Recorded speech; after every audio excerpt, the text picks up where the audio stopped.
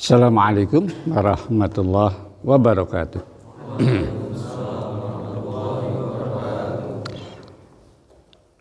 Alhamdulillahirabbil alamin wal aqibatu lil muttaqin wala udwana illa 'alal zalimin.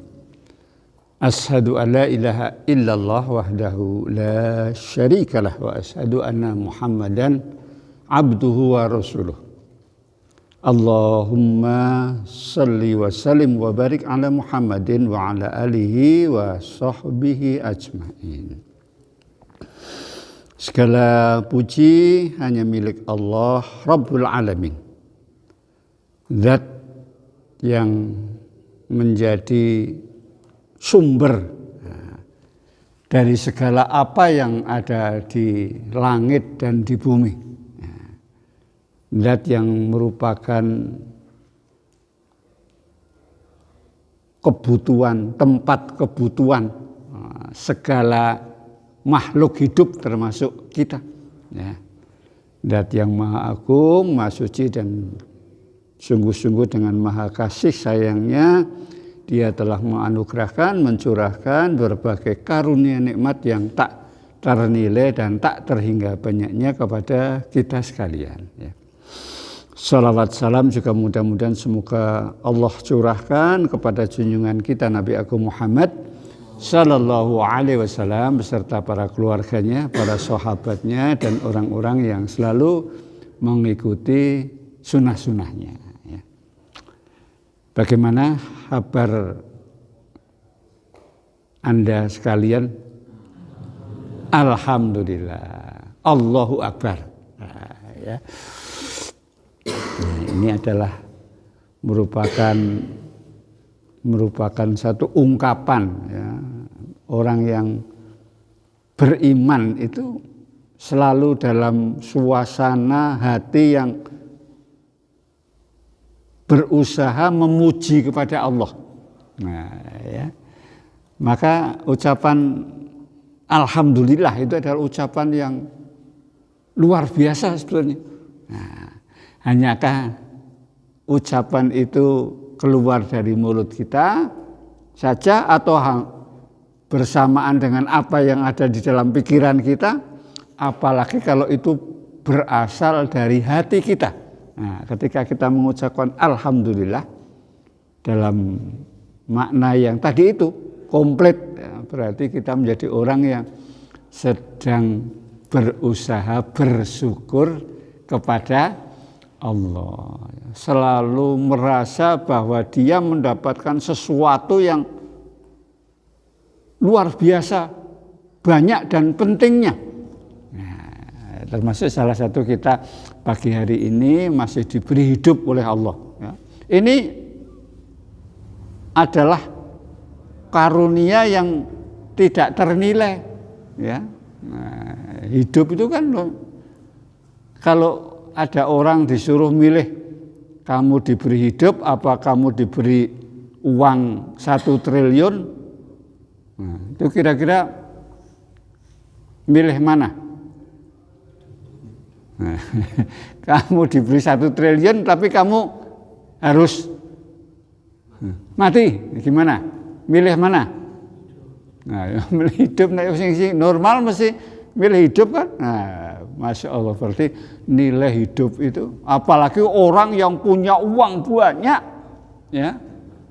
itu disuruh bayar berapa saja mau dia. Kalau suruh milih itu antara hati dan hidup. Belum namanya kesehatan. Kesehatan juga nilainya luar biasa, tidak ternilai. Kalau ada orang di rumah sakit, kita belum pernah dengar ada orang yang eyel-eyelan regane kamar di rumah sakit, nggak pernah. Orang di apotek juga tidak pernah ada orang eyel-eyelan mau beli obat kemudian dia ngenyang, kalau orang Jawa menawar, nggak ada. Belum lagi kalau Allah memberi kesehatan jiwa, sehat pikiran, sehat jiwa, sehat hati. Wah, itu juga luar biasa pentingnya, dan itu hanya diberikan oleh Allah kepada orang-orang yang istimewa. Nah, mudah-mudahan kita termasuk menjadi orang yang istimewa itu, ya. Kita bersyukur kita barusan ya menjalankan ibadah luar biasa, ibadah yang lamanya itu tidak ada yang melebihi lamanya puasa. Nah, puasa itu kan 1 bulan, ya coba. Kalau sholat kan berapa menit, ya enggak? Tadi berapa menit kira-kira kita sholat? Apalagi tadi suratannya panjang banget tuh. Di tangeke aja dingkluk ngene dingkluk keterusan kok. Ya memang kalau enaknya itu kalau membaca suratan surat yang paling pendek. Nah, maka dulu pernah waktu saya SD ada teman saya, "Jajal, surat yang paling pendek apa?" Saya waktu itu belum meneliti sungguh-sungguh, saya jawab kita Al-Ikhlas Kulhu. Ya. Oh, bukan. Ternyata adalah Al-Kautsar. Subhanallah, ya pendek. Tapi walaupun pendek ketika kita itu membacanya tartil. Nah, membacanya tartil. Ya, apalagi maknanya kita ketahui, apalagi meresap di dalam hati itu surat Al-Kautsar luar biasa sekali. Ya. Nah, alhamdulillah kita sudah melewati Ramadan, sudah menjalankan ibadah yang luar biasa. Ya. Bahkan yang namanya ibadah fardu itu, ya, sholat, puasa, apalagi zakat, haji. Nah, itu luar biasa semua. Punya kelebihan masing-masing dan saling melengkapi untuk melaksanakan satu apa? Syahadat. Nah, itu jadi rukun Islam 5 itu adalah ini ya, yang terpokok itu syahadat, ya, melaksanakannya itu dengan sholat, dengan puasa, dengan zakat dan dengan haji. Nah, mudah-mudahan kamu sekalian besok komplit, ya, bisa 5 itu. Nah, 5 itu, wah, subhanallah. Ya, saya sampai orang tua saya dulu kalau dengar bapak terutama itu mendengar haji rasanya itu senang sekali dan kepingin. Dan dilalah karena takdir Allah waktu itu belum sampai bisa haji. Coba. Karena ekonomi kan ya tahun-tahun dulu waktu ya saya masih kecil sampai ya agak dewasa itu ekonomi kan masih ya, orang haji itu jarang, sehingga dulu mbah buyut saya ya tahun ya sekitar 1900 ya 10 atau apa itu bisa haji. Itu di Wonosobo masih berapa orang yang bisa haji, bisa dihitung dengan jari. Nah, puasa itu sesuatu yang luar biasa. Kita kalau beribadah itu dalam rangka kita sedang sujud kepada siapa? Kepada Allah. Sebagaimana sujudnya alam semesta ini kepada Allah. Jadi alam semesta semuanya itu tidak ada yang tidak sujud. Semuanya sujud. Ya. Sampai alam semesta ini kok masih bisa tertib berjalan sampai detik ini juga karena sedang sujud pada Allah. Dan pada satu saat nanti hancur juga dia dalam rangka sedang patuh kepada Allah, disuruh jalan tertib.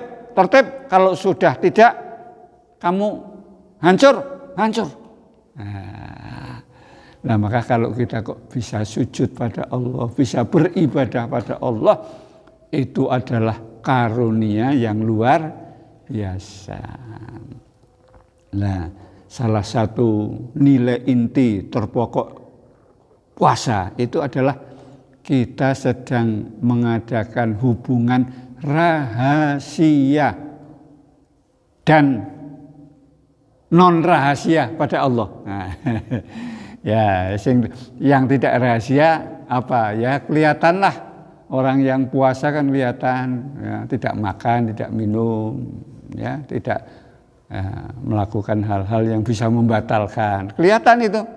Tapi nanti akan ada rahasia ketika kita masuk kamar, krep, nggak ada orang lihat, ya nggak? Ya. Kalau zaman dulu malah waktu sungai-sungai itu bersih, itu anak-anak sebaya saya waktu SD, yono sing rada nakal, awan-awan adus di sungai, sungainya masih jernih, itu yang di muka Masjid Jami itu kan masih ada sisangan itu, itu dulu sungainya bersih sekali di situ. Nah itu kalau mandi di situ siang, ya, sambil menyelam, waktu puasa ada yang sambil minum. Itu enggak usah ke mangli, tidak usah, itu jernih sekali. Nah ini. Jadi orang yang berpuasa ada, ya, itu kalau dia betul-betul hubungan dengan Allah maka apa? Dia akan menjaga, terutama yang pertama adalah tidak bohong. Nah, tidak bohong. Nah, maka pada satu saat ada seorang yang mau masuk Islam, kemudian setelah masuk Islam kemudian bertanya pada Rasulullah, kalau saya yang harus saya lakukan setelah saya Islam itu apa? Nah, beliau salah satunya pada orang itu kan jawabannya banyak, tergantung orangnya.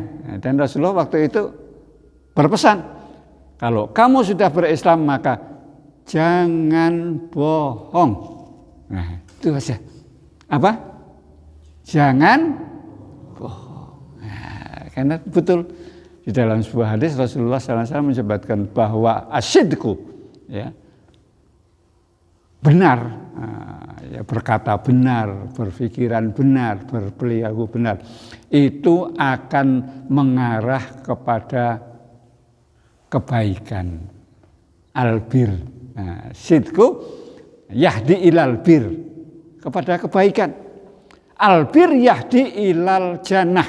Nah, coba. Itu hubungannya itu, ya. Jadi orang yang membiasakan berkata benar, berpikiran benar, berperilaku benar, dan membenarkan, ya, membenarkan apa? Membenarkan perintah Allah. Ya, maka seorang sahabat kan ada yang diberi gelar As-Siddiq. Siapa? Abu Bakar. Abu Bakar As-Siddiq. Abu Bakar itu bukan nama asli. Ya, itu telahan mergo dheweke juragan sapi. Oh, sapi ini akeh banget. Maka disebut Abu Bakar. Sing duwe kucing akeh jenenge sapa? Abu Hurairah. Dia tidak punya keluarga, tidak punya istri, tidak punya anak. Ning kucinge akeh lho Abu. Itu Abu Bakar As-Siddiq. Dia membenarkan. Ya, ketika Rasul sallallahu alaihi wasallam memberitahu tentang apa, maka saya membenarkan apa yang engkau katakan. Nah, itu maka dan dia juga jujur. Nah, ya, kebalikannya al-kadhib yahdi ilal fujur. Ya, kebalikannya bir, kebaikan, fujur itu semua yang mengarah kepada ketidakbaikan itu namanya fujur. Nah, ya. Al-fujur yahdi ilanar, dan fujur itu nanti akan menggiring, mengarahkan ke neraka. Nah, mudah-mudahan ketika kita puasa kemarin ya kita menjadi orang yang ahli jujur, ya. Ya. Sungguh-sungguh itu menjadi bagian dari kehidupan kita. Orang yang betul-betul beriman, maka dia berusaha untuk selalu jujur. Ya, karena satu apa ya, keprihatinan umat Islam sekarang itu apa? orang Islam tapi belum Islami. Negara yang mayoritas penduduknya Islam tapi penduduknya belum Islami, belum mencerminkan nilai-nilai Islam tadi itu, jujur, bersih, belum. Nah, anehnya sekarang ada negara yang mayoritas di situ belum Islam tetapi nilai-nilai Islami di situ kuat. Nah, contohnya yang paling dekat dengan kita, Singapura. Ya, Singapura itu namanya kota amat sangat bersih. Nah, ya ada orang yang Singapura bersih, ya pantas karena kecil. Nah, iya walaupun negara kecil atau besar, tapi kalau penduduknya itu disiplin menjaga kebersihan, ya bersih. Di sana yang namanya putung rokok tegesan orang nono. Karena apa? Orangnya sudah disiplin kebersihan. Ya walaupun ada peraturan di sana kalau orang membuang ada sanksi. Di sini bukan pernah ada, tapi peraturan tidak dilaksanakan, percuma. Ya kan? Terus di negara Jepang itu kalau ada barang ketinggalan, barang jatuh, walaupun itu berharga, itu ora ana wong sing cepet-cepet ngopeni njukuk ranana. Kalau di sini kira-kira mana? Ada dompet, kandel, wapik, gembletak nang jalan tuh kira-kira gimana sekarang? Berapa menit? Berapa menit akan hilang, melayang? Di sana enggak.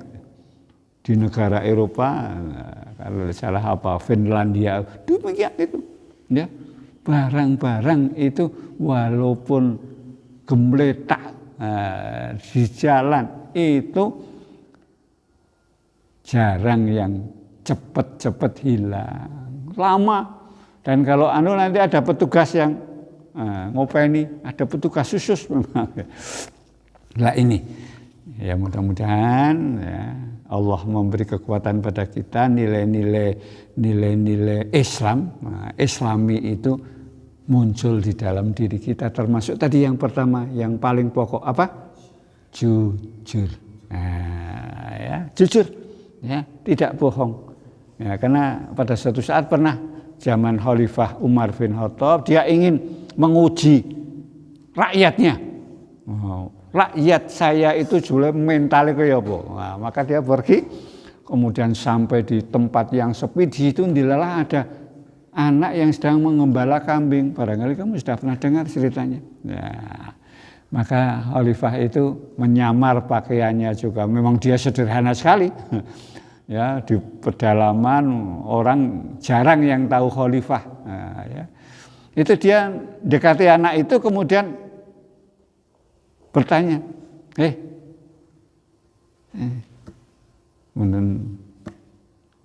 omong-omongan dengan anak itu, dan Khalifah mengatakan, saya butuh kambing 1. Saya ingin membeli. Nah, itu anak itu mengatakan, oh ini bukan kambing saya hanya disuruh menggembalakan. Bukan saya yang milik, itu bukan orang tua saya juga bukan. Ini milik juragan saya. Maka kemudian Umar mengatakan, loh, juragan kamu kan jauh dan kambingnya kan banyak sekali. Dia nggak akan ngitung lah. 1 aja nggak ada, nggak dihitung. Dan umpamanya kok dia menghitung betul, katakan, tadi waktu di situ ada serigala menerkam 1, serigalanya banyak, saya tidak berani. Selesai. Nah, maka anak itu mengatakan, fa'ainallah. Jawabannya itu. Maka kemudian Allah di mana? Artinya apa? Loh, Allah kan maha tahu. Wah, apapun yang terjadi Allah maha tahu dan Allah dekat. maka saya tidak berani bohong. Nah ini, saya nggak berani. Ini bukan milik saya. Dan saya tidak mau inilah. Maka kemudian Khalifah Umar mendatangi juragan itu dan membebaskan anak itu. Karena ketika itu kemungkinan anak ini masih jadi keluarga budak belian ini.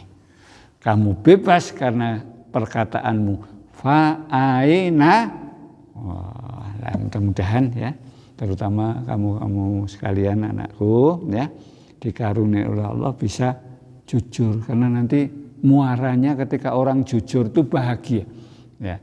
Karena orang kalau sudah mulai bohong itu walaupun nanti untung sedikit ya, untung sedikit, tetapi bebannya berat ya. Orang sekali bohong nanti kalau ditanya lagi nambahi bohong.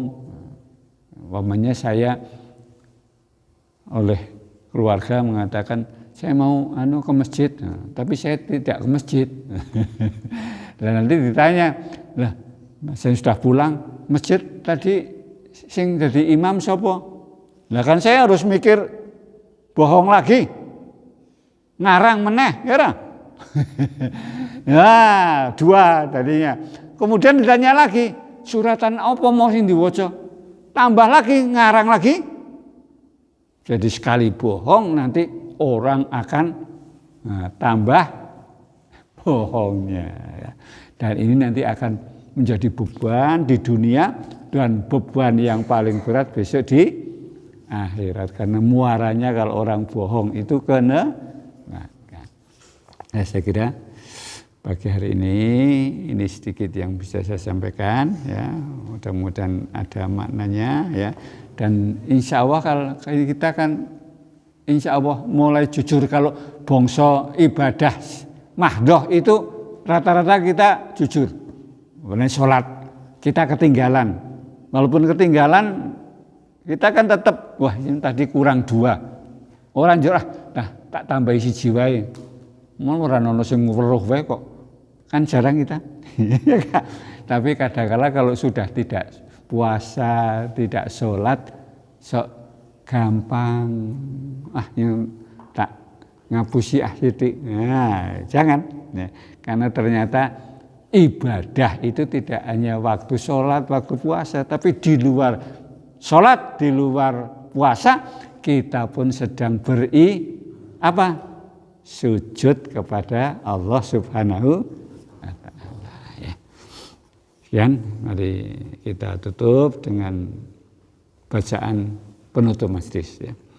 Bismillahirrahmanirrahim. Subhanakallahumma wa bihamdika asyhadu an la ilaha illa anta astaghfiruka wa atubu ilaik walhamdulillahirabbil alamin. Assalamualaikum warahmatullahi wabarakatuh.